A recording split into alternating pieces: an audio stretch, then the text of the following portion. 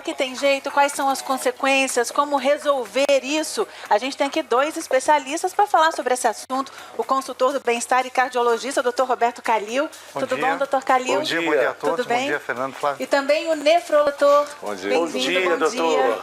A gente fez uma representação ali de um problema muito comum no Brasil e um problema muito grave, doutor Décio. É verdade. Realmente, pressão alta é muito comum. Nós sabemos que 30 milhões de brasileiros têm pressão alta. E isso considerando todos os adultos. Se a gente considerar pessoas acima dos 50 anos, 50% tem pressão alta. Então, de cada 2 pessoas, uma tem pressão alta. Quem tem pressão alta sente alguma coisa? Porque a gente viu ali que os vasos ficam estreitos, o volume de sangue é muito grande, para passar, quer dizer, acaba machucando as paredes dos vasos. A pessoa que tem pressão alta sente isso? Então, o grande problema é que mesmo a passagem do sangue fica mais difícil, mas a hipertensão é uma doença silenciosa e grave. Ela vai acometendo silenciosamente o que os vasos. O vaso leva o sangue para o cérebro, para os rins e para o coração. Então, o hipertenso jovem, por exemplo, que muitas vezes é difícil o diagnóstico, ele não toma remédio, ele ao longo das décadas vai agredindo a parede dos vasos, machucando a parede dos vasos, que nem vocês mostraram, e aumenta o risco sensivelmente de derrame cerebral, hipertensão, derrame cerebral, infarto, que a hipertensão leva ao infarto do miocárdio, a hipertensão leva à insuficiência renal e a hipertensão leva a derrame cerebral. Pois é um mal silencioso. Queria convidar o doutor Décio para vir aqui para a gente fazer uma demonstração do que acontece nas nossas artérias, doutor, de forma silenciosa ao longo dos anos, né? Então, nós vamos mostrar a evolução da doença. Se nós considerarmos assim, que esse é o vaso normal, essa camada interna, que chama endotélio, é uma camada muito sensível. Então, quando a pressão alta passa por aqui, ela acaba lesando o vaso. E daí o que acontece? O vaso acaba ficando mais estreito. A passagem fica menor. Fica menor. E isso vai caminhando até que você pode ter um entupimento da artéria. Entendeu? A artéria pode entupir e daí o sangue não passa Não passa nada. Essa é a evolução da doença. Estava igual ali o corredor, né? Muito apertado. O doutor Calil cabia ali. Você foi uma hemácia gordinha, Fernando, então machucou mais a parede dos vasos, né?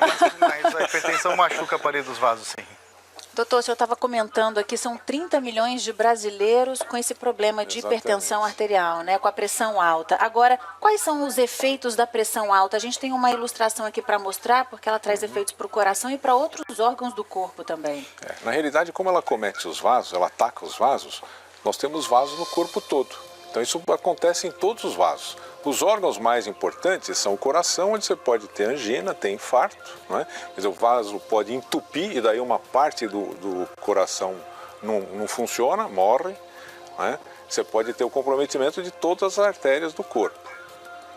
Pode ter no cérebro também, e aqui também você pode ter uma artéria que ela pode romper, pode estourar, ou ela pode entupir.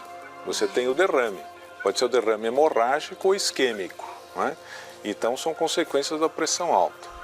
E pode ter também nos rins. Né? Os rins também sofrem as consequências da pressão e os vasos, pequenos vasos dos rins podem entupir e você tem a paralisação renal, né? A insuficiência renal. São todas as consequências da pressão alta. E no olho também. Quer dizer, no olho é mais importante porque você percebe claramente. Se existe um entupimento de uma artéria, a pessoa perde a visão. Né? Então isso pode acontecer. Muito bem, doutor, tem pergunta da internet, muitas dúvidas sobre esse assunto. Olha só, a Mônica está querendo saber, ela disse que quando acorda, sente as mãos formigando. Seria isso aí um sintoma de pressão alta? Na realidade, a pressão alta é assintomática, né? Então, se existe algum sintoma, é consequência do órgão que já está comprometido. Então, se a pessoa, por exemplo, tem falta de ar, é porque o coração já não está funcionando bem. Se tem inchaço na perna, o rim já não está funcionando bem. Agora, formigamento não quer dizer nada, não tem nada a ver com a pressão. Bom, tem mais uma pergunta da internet. Vamos ver quem é que quer falar com a gente agora. Neuzeli, dor na nuca é sintoma de pressão alta, doutor Calil? Pode ser um dos sintomas, sim, de hipertensão arterial, que é da pressão descontrolada. A dor na nuca, muitas vezes a pessoa tem uma pressão alta e começa com uma dor na nuca. Lembrar que dor na nuca pode ser também muscular, má postura, problema de coluna, mas pode ser um dos sintomas, sim, de uma pressão descontrolada, começa com peso na nuca. Tem mais uma pergunta, doutor Calil, muita gente querendo tirar dúvida aqui conosco. Agora é a Marinete, olha, ela disse que toma remédio todo dia, se a pressão normalizar, ela pode parar de tomar? Não pode parar. O intuito é, quando é instituído o tratamento com remédio para hipertensão, além de exercício, além de uma dieta de pouco sal, quer dizer, com as orientações, a pressão, obviamente, a tendência é a pressão controlar. E não pode parar de tomar. Isso acontece rotineiramente no consultório. Se eu continuo tomando remédio, não parei de tomar porque a minha pressão ficou boa. De hipótese alguma, o remédio para regularizar a pressão. Existe um conceito errado que, por exemplo, estou com uma pressão 12/8. Se eu continuar tomando remédio, ela vai caindo. Isso não é verdade. Não pare de tomar remédio, a não ser que seu médico diga pode suspender a medicação. Por isso que o Dr. Calil já disse aqui que o médico reluta até o último momento de falar, você tem pressão alta. É quase uma condenação. A pessoa tem que administrar isso por um bom período, talvez ao longo da vida, né, Dr. Calil? Isso, a hipertensão é uma doença que você vai carregar ao longo da vida. Não é condenar, como o Fernando falou, o Fernando é um pouco terrorista, mas é uma doença assim que você tem que ter cuidado pelas consequências que pode levar. Beleza, tá bom, hein, doutor? Tá bom. 2-1 pro Dr. Calil hoje tá bom. Bom, Então vamos mostrar aqui, doutor Décio, que a hipertensão é o 14/9 ou acima disso, como o senhor acabou de dizer. Então tá aqui. Exatamente. Vamos lá, Fernando, o que isso significa? Esse é um brinquedinho característico do parque. Opa! Pressão alta! Isso não pode, doutor. Aí é Deixa eu fazer perigoso. de novo. Acho que você tem mais força. Vamos lá, Calil, põe Fernando. o dedinho aqui, ó. Aqui. Vamos lá, ó, Fernando, Vamos lá. 14/9 ou acima disso. Vamos Aí, lá, vamos lá. Fernando. Ah! Muito bem, muito bem. E aí a gente tem a pressão limítrofe. O que significa a pressão limítrofe, doutor? Então, isso significa que as pessoas que têm a pressão nessa faixa têm uma chance maior de se tornarem hipertensas. Então é importante nessa faixa enfatizar muito exercício, redução do sal, do álcool, tudo isso para evitar o aparecimento da pressão alta. Da pressão alta. A pressão, depois de alta, ela pode abaixar? Uma pessoa que é hipertensa, ela pode, assim, ela sem remédio ficar com a pressão mais baixa? Se ela tiver uma causa curável de pressão, o que é raro, isso pode acontecer. Existem causas raras que você pode, por exemplo, tirar um tumor que está levando a pressão alta e a pessoa ficar com a pressão normal. Ou, por exemplo, a pessoa que é muito obesa perde peso e a hipertensão era pela obesidade e ela fica com a pressão normal quando perde peso. Então vamos ver então como é que é a pressão normal aqui, 8. Isso.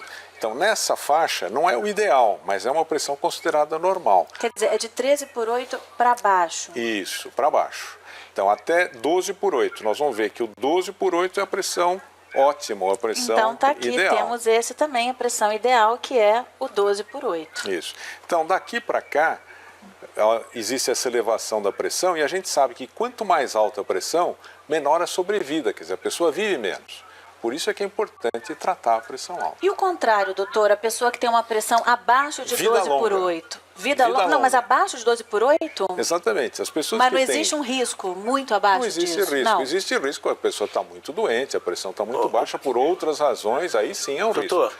a gente ouve falar que as pessoas que têm pressão baixa, muitas mulheres andam com um saquinho de sal na bolsa para quando a pressão baixa muito. Isso não é necessário? Não é necessário. Na realidade, as mulheres têm pressão mais baixa frequentemente porque o braço delas é mais fino e quando você mede a pressão, dá uma pressão falsamente baixa.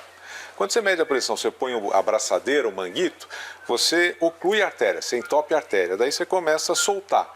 Então, se o braço é fininho, você oclui rapidamente e dá uma pressão falsamente baixa, entendeu?